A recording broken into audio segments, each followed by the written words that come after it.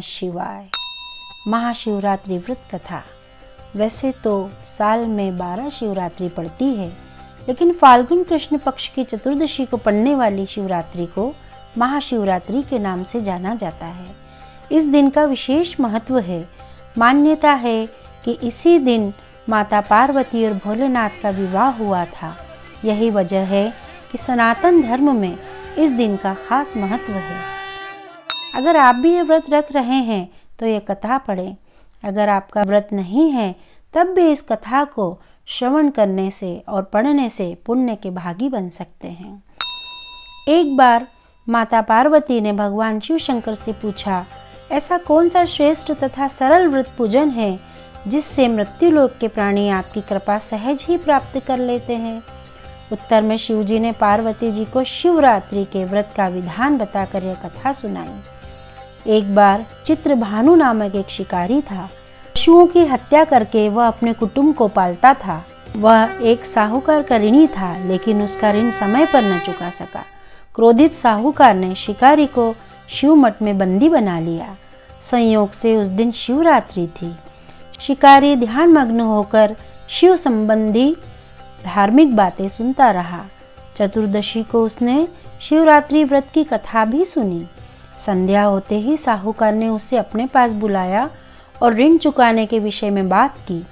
शिकारी अगले दिन सारा ऋण लौटा देने का वचन देकर बंधन से छूट गया। अपनी दिनचर्या की भांति वह जंगल में शिकार के लिए निकला, लेकिन दिन भर बंदी गृह में रहने के कारण भूख प्यास से व्याकुल था। शिकार करने के लिए वह एक तालाब के किनारे बेल वृक्ष पर पड़ाव बनाने लगा। बेल वृक्ष के नीचे शिवलिंग था जो बिल्व पत्रों से ढका हुआ था। शिकारी को उसका पता न चला। पड़ाव बनाते समय उसने जो टहनियाँ तोड़ी वे संयोग से शिवलिंग पर गिरी। इस प्रकार दिन भर भूखे प्यासे शिकारी का व्रत भी हो गया और शिवलिंग पर बेलपत्र भी चढ़ गए। एक पहर रात्रि बीत जाने पर एक गर्भिणी मृगी तालाब पर पानी पीने पहुंची। शिकारी ने धनुष पर तीर चढ़ाकर ज्यों ही प्रत्यंचा खींची, मृगी बोली, मैं गर्भिणी हूँ, शीघ्र ही प्रसव करूँगी। तुम एक साथ 2 जीवों की हत्या करोगे जो ठीक नहीं है। मैं बच्चे को जन्म देकर शीघ्र ही तुम्हारे समक्ष प्रस्तुत हो जाऊंगी, तब मार लेना। शिकारी ने प्रत्यंचा ढीली कर दी और मृगी जंगली झाड़ियों में लुप्त हो गई। कुछ ही देर बाद एक और मृगी उधर से निकली। शिकारी की प्रसन्नता का ठिकाना न रहा। समीप आने पर उसने धनुष पर बाण चढ़ाया। तब उसे देख मृगी ने विनम्रता पूर्वक निवेदन किया, हे पारधी, मैं थोड़ी देर पहले ऋतु से निवृत्त हुई हूँ, कामातुर विरहिणी हूँ, अपने प्रिय की खोज में भटक रही हूँ। मैं अपने पति से मिलकर शीघ्र ही तुम्हारे पास आ जाऊंगी। शिकारी ने उसे भी जाने दिया। 2 बार शिकार को खोकर उसका माथा ठनका। वह चिंता में पड़ गया। रात्रि का आखिरी प्रहर बीत रहा था। तभी एक अन्य मृगी अपने बच्चों के साथ उधर से निकली। शिकारी के लिए यह स्वर्णिम अवसर था। उसने धनुष पर तीर चढ़ाने में देर नहीं लगाई। वह तीर छोड़ने ही वाला था कि मृगी बोली, हे पारधी, मैं बच्चों को इनके पिता के हवाले करके लौट आऊंगी। इस समय मुझे छोड़ दो। इस पर शिकारी हंसा और बोला, सामने आए शिकार को छोड़ दूं? मैं ऐसा मूर्ख नहीं। इससे पहले मैं 2 बार अपना शिकार खो चुका हूँ। मेरे बच्चे भूख प्यास से तड़प रहे होंगे। उत्तर में मृगी ने फिर कहा, जैसे तुम्हें अपने बच्चों की ममता सता रही है, ठीक वैसे ही मुझे भी। इसलिए सिर्फ बच्चों के नाम पर मैं थोड़ी देर के लिए जीवन दान मांग रही हूँ। हे पारधी, मेरा विश्वास कर। मैं इन्हें अपने पिता के पास छोड़कर तुरंत लौटने की प्रतिज्ञा करती हूँ। मृगी का दीन स्वर सुनकर शिकारी को उस पर दया आ गई। उसने उस मृगी को भी जाने दिया। शिकार के अभाव में बेल वृक्ष पर बैठा शिकारी बेल पत्र तोड़ तोड़ कर नीचे फेंकता जा रहा था। पौ फटने को हुई तो एक हृष्ट पुष्ट मृग उसी रास्ते पर आया। शिकारी ने सोच लिया कि इसका शिकार वह अवश्य करेगा।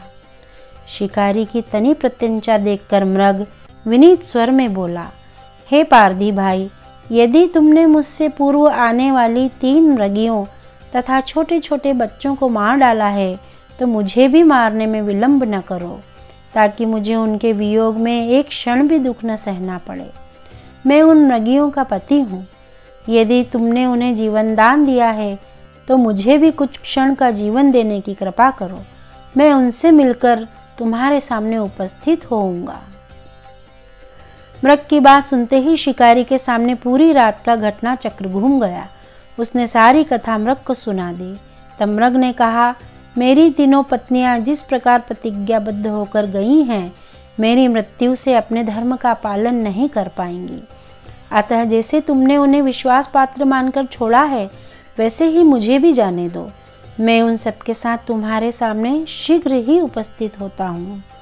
उपवास, रात्रि जागरण तथा शिवलिंग पर बेलपत्र चढ़ने से शिकारी का हिंसक हृदय निर्मल हो गया था। उसमें भगवत शक्ति का वास हो गया था। धनुष बाण उसके हाथ से सहज ही छूट गए। भगवान शिव की कृपा से उसका हिंसक हृदय करुणा भाव से भर गया। वह अपने अतीत के कर्मों को याद करके पश्चाताप करने लगा। थोड़ी ही देर बाद वह मृग सपरिवार शिकारी के समक्ष उपस्थित हो गया ताकि वह उनका शिकार कर सके। लेकिन जंगली पशुओं की ऐसी सत्यता, सात्विकता और सामूहिक प्रेम भावना देखकर शिकारी को बड़ी ग्लानि हुई। उसके नेत्रों से आंसुओं की धारा बहने लगी। उस मृग परिवार को न मारकर शिकारी ने अपने कठोर हृदय को जीव हिंसा से हटाकर सदा के लिए कोमल एवं दयालु बना लिया।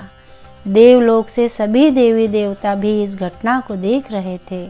सभी ने पुष्प वर्षा की।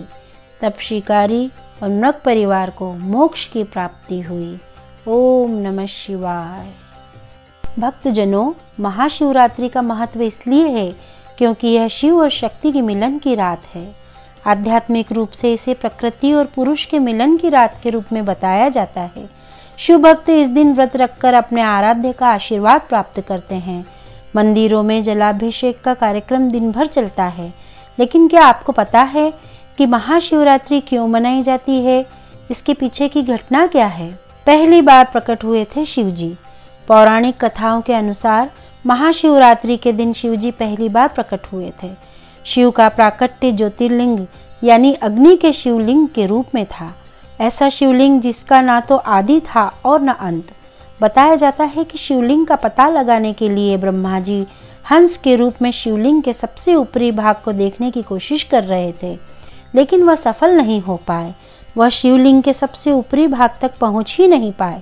दूसरी ओर भगवान विष्णु भी वराह का रूप लेकर शिवलिंग के आधार ढूंढ रहे थे, लेकिन उन्हें भी आधार नहीं मिला। 64 जगहों पर प्रकट हुए थे शिवलिंग। एक और कथा यह भी है कि महाशिवरात्रि के दिन ही शिवलिंग विभिन्न 64 जगहों पर प्रकट हुए थे। उनमें से हमें केवल 12 जगह का नाम पता है। इन्हें हम 12 ज्योतिर्लिंग के नाम से जानते हैं।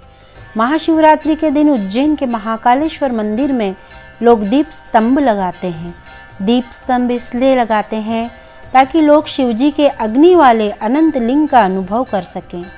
यह जो मूर्ति है उसका नाम लिंगोभव यानी जो लिंग से प्रकट हुए थे।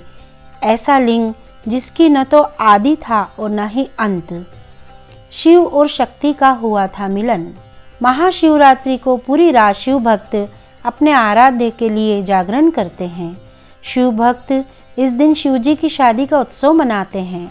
मान्यता है कि महाशिवरात्रि को शिवजी के साथ शक्ति की शादी हुई थी। इसी दिन शिवजी ने वैराग्य जीवन छोड़कर गृहस्थ जीवन में प्रवेश किया था। शिव जो वैरागी थे वह गृहस्थ बन गए। माना जाता है कि शिवरात्रि के 15 दिन पश्चात होली का त्यौहार मनाने के पीछे एक कारण यह भी है। तो भक्तों, ये थी महाशिवरात्रि पर्व की कथा और उसका महत्व। भगवान भोलेनाथ और पार्वती आपकी सारी मनोकामनाओं को पूरी करें। ओम नमः शिवाय।